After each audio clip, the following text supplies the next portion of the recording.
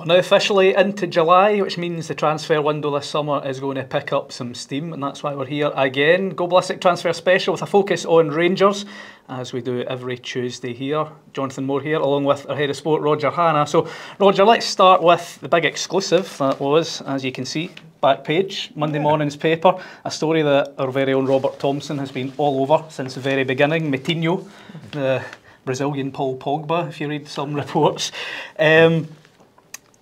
Rangers facing a bit of a battle, it seems, if they want to sign him, but he's very much a target, isn't he? Yeah, very much. He's been on loan at Basel in the Swiss League, and they're very keen to keep him from Troyes in the French League. They'll need to stump up a bit of money to get him, as would Rangers, of course. Maybe a position that Rangers look to strengthen in, just in terms of numbers. You know, they've got quality in there with Raskin and Diamande, Conor Barron, who's now a full Scotland international, but I think they would look to Metinho to add to that. There's going to be a lot of football played by Rangers this season, and as you say, 1st of July, and that could be a telling date because as well as being closer to the new season, you're into a new financial year, and I think a lot of clubs have delayed making transfer moves until this time so that they can put the money onto this year's, the new accounts, if you like, Jonathon. Absolutely, and speaking of money, you mentioned it be a relatively significant outlay if Rangers are going to get Metinho here, but he does look to be a player, 22 years old, that fits the sort of profile that Rangers are wanting to bring in to maybe look to move on a couple of years' time. And listen, they talk about the player trading model. You know, you look at Lyle Cameron's coming in, and they'll end up, you know, with a compensatory fee, maybe £500,000 to the near some, and I hope they can sell him on for more. If Metinho comes in, regardless what they pay, they'll look to develop him and sell him on for a bit more money. I don't think it'll be exclusively young players like that coming in. I think there'll be a mix of different profiles coming in under Russell Martin. You've seen a loan signing in Max Aarons already. I think you'll see guys with a bit more experience as well coming into that squad to try and give it a bit of balance. So, listen, this is going to be a fascinating 3 weeks between now and the kick-off against Panathinaikos in the Champions League qualifier 3 weeks today. Absolutely. Well, a player that fits that exact mould that you've just mentioned there, the name that's appeared today is Joe Rothwell, the Bournemouth midfielder, 30 years old, very experienced across the Premier League and Championship in England, and also a player that Russell Martin knows well from his time at Southampton. So I take on what you've just said there, this is a signing that would make perfect sense from that point of view. Listen, you know what managers are like. If managers go to a new club, how often do they go back and get guys who have served them well previously? And I think Joe Rothwell probably fits into that mould as well. He worked with Russell Martin at Southampton. It's probably a deal that can be reasonably easily done, I would imagine. He's not one that you're going to bring in and then get rid of for loads of money, you know, further down the line. But you know, we spoke about Martin's interest in Flynn Downs, who he's worked with in the past. That's probably a bit rich. It was talking a £10 million fee for that. You wonder if Joe Rothwell's maybe being targeted as a sort of cheaper version of Flynn Downs, if you like. Very much looks like it could be that way. Now, you said there, midfield, a position Rangers looking to strengthen. Obviously, two of their key midfielders, Raskin, who we spoke about a lot last week, and Mo Diamande, both of them kind of being linked with moves across the board. Could you see either of them, both of them, maybe moving on in the same window at all? Listen, you can throw in Hamza Igamane as well. You could see all of them leaving Rangers at some stage. I think I've said in the show before, I'm not sure this is the summer for any of them to be going. Because I still think there's a bit of development, a bit of improvement in all three of those players. I think there's a bit more they can do at Rangers before they get the leap. But that's only my opinion. If a club comes in, you know, there was talk, I think it's spurious talk of Besiktas looking at Diamande, Lille clearly looking at Igamane, various teams will be looking at Nico Raskin as well. So that's not to say someone comes in this summer with a huge offer that Rangers can't turn down, but I suspect it might be better for everyone concerned if they had another year at Rangers and then went next summer or even in January. In terms of Hamza Igamane, you know, a week's a long time. You know, when we were recording last week, none of this had really come to the fore. The stuff with Lille, you know, other French clubs reportedly interested in. Well, he's had plenty of links with English clubs as well. Interesting about the fee. You know, there's not sort of been a nailed down fee that's doing the rounds in terms of what Igamane's going to cost any potential suitor. We've some interesting discussions in the office about what we maybe think he could or should go for. What do you think would be a good return for Hamza Igamane if he was to move on this summer? Yeah, I mean, you see really, really high figures. A discussion yesterday, actually completely separate, about Lennon Miller's future. And, you know, people talking about X million and Y million. I don't think it's actually a case of what Lennon Miller's worth. It's what Motherwell can't turn down for Lennon Miller. And I think the same applies to Igamane. It's not what people might think is worth, it's what Rangers, what figure would you reach that Rangers couldn't turn down? And I think, you know, given what they paid for Igamane, given that, if you remember, under a couple of managers towards the end of last season, he wasn't a first pick. He had great days. He scored the winner at Celtic Park, a smashing goal. He's had really good days. I remember, was there a hat-trick against Hibs, somewhere thrown in as well there. But he didn't finish the season as first choice. He was behind Cyriel Dessers. And I think if someone like Lille came to Rangers and offered £10 million and some kind of sell-on clause, I think it would be away, Jonathon. Interesting. Obviously, player power plays a big part in these sort of things as well. Rangers have a lot of cards. You know, he's in a long-term contract, has only been there a year. But could you see this being one, if he, some places are suggesting, wants to make this move, he will make it happen? Well, it wouldn't surprise me if he wanted to make a move. You know, he's a French speaker. He's a a young Moroccan player. A lot of Moroccans and North Africans play in that French league. You can see why Lille would be an attractive side to go to. There's quality players there. They won't win the league. PSG will win the league next season. I think we're clear on that. But you know, they'll compete for Champions League places again next season. They're a decent side. You can understand what the attraction would be. I don't know Igamane. I don't know his character. I don't know whether he's the type who would agitate to go, or whether, if Rangers say you're staying for another season, whether he'd be content with that. But it'll be interesting to see how it plays out. Absolutely. Now, you could probably pinpoint almost every position on the pitch as a priority position for Rangers this summer. That's one fair, in particular, area-wise certainly, is just that top end of the pitch. And we spoke a lot about wingers last week.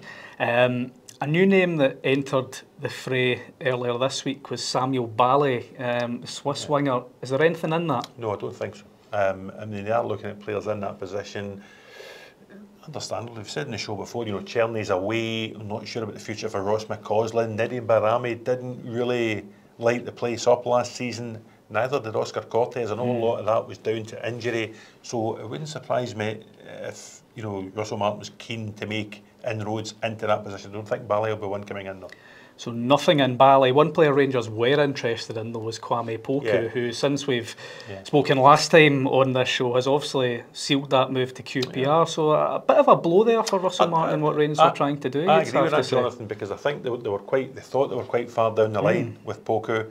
There was always interest from Birmingham, and QPR kind of came to the party late and got the deal done. And fair play to QPR for getting the deal done.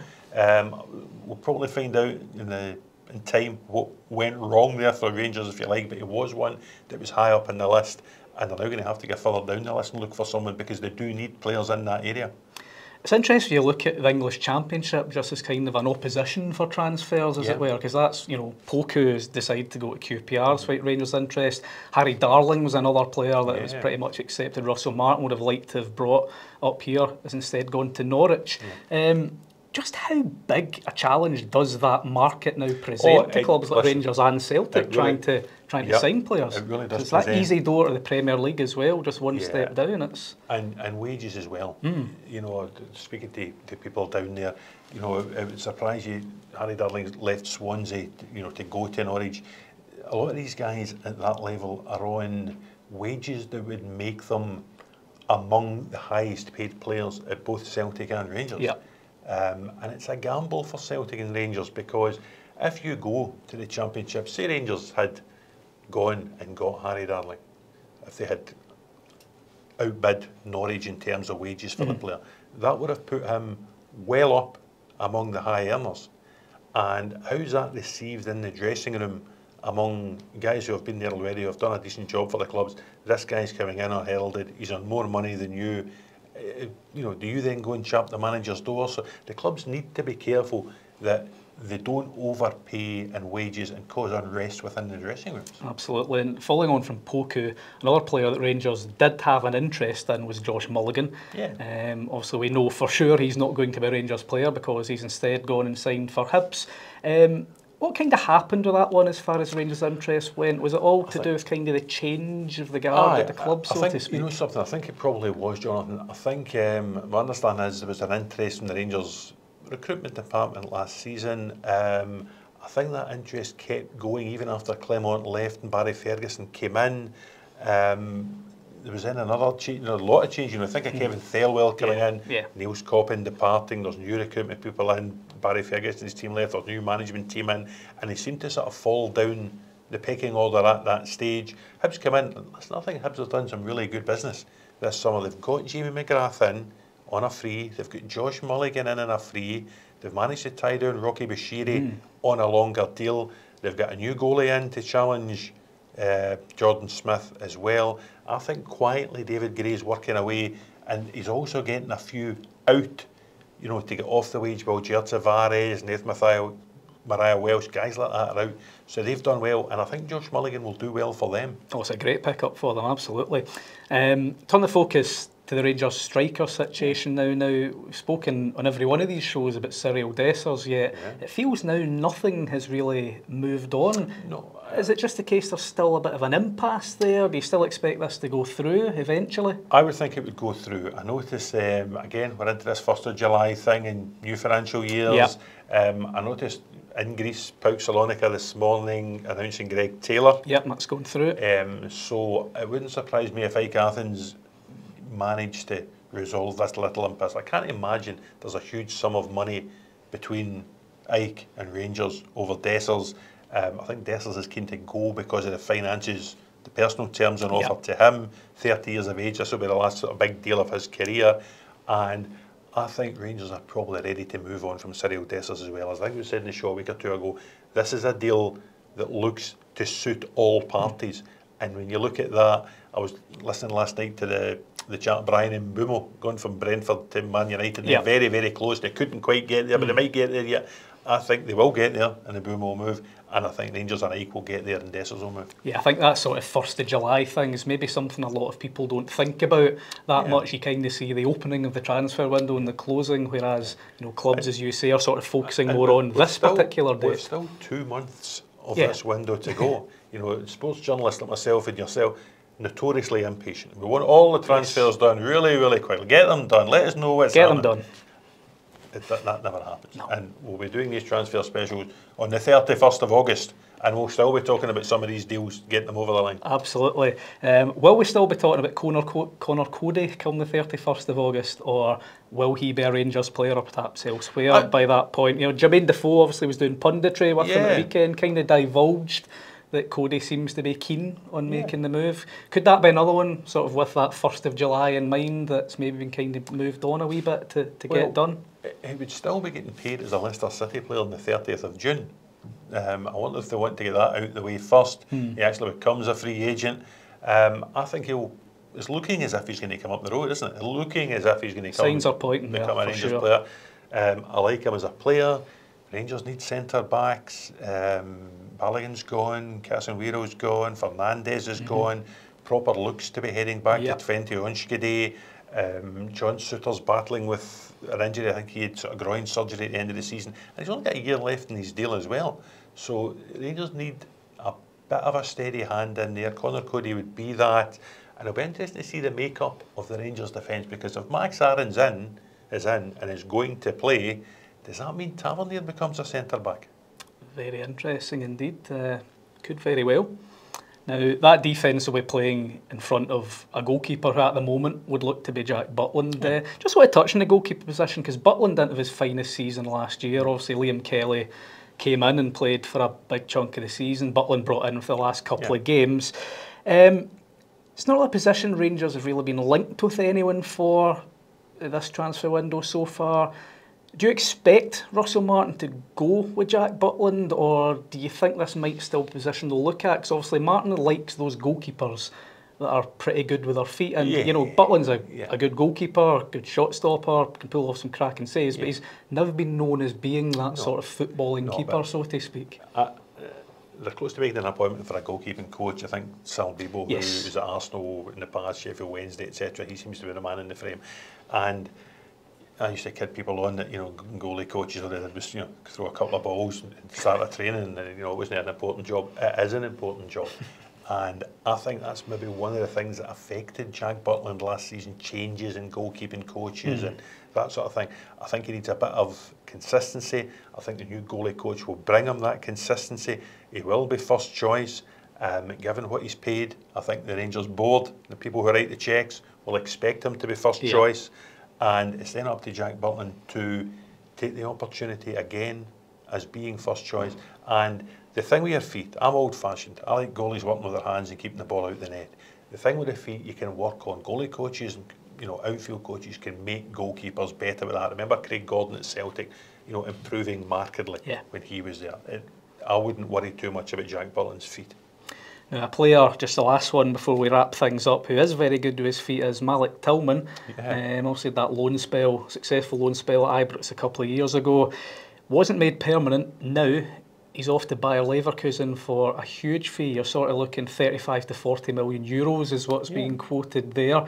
Do you think during his time at Rangers you could see he had that potential in him to making these moves? And secondly, how much of a regret do you think those involved might be looking back at now, going, really wish we could have got that done and got him to Rangers? The what ifs. No doubt he was a talented player. Even watching him now, I'm still not quite sure what Malik Tuman's best position is. Is he a number 10 in behind a striker? Is he a wider player? Is he a number 8 bursting from midfield? He's undoubtedly got something about him. You could see that. I don't think, the way Rangers fans today saying, we could have got 40 million euros for him. It doesn't work like that. It's like, he's gone on to PSV, he's done well. You saw him against Rangers in the Champions League qualifiers. And listen, you wish him well at Leverkusen. Doing well at the Gold Cup as well. I think he got man of the match in USA's game last night. They needed that. Absolutely. So, one to watch there. Looks like it's going to go through very soon. I think that'll do us for this week, Roger. Thank you very much once again. Don't forget, the Rangers transfer specials always drop here every Tuesday on our YouTube channel. The Celtic one's coming on Friday. The next one will be here just a few days. Plenty of other great content across the channel as well. Of course, Roger's exclusive sit-down interview with former Rangers chairman Sir David Murray is well worth a watch. People have been enjoying that. And look out for some new content coming later this week as well. So keep your eyes peeled for that. Don't forget to like and subscribe. And we'll see you right here, back here again next week.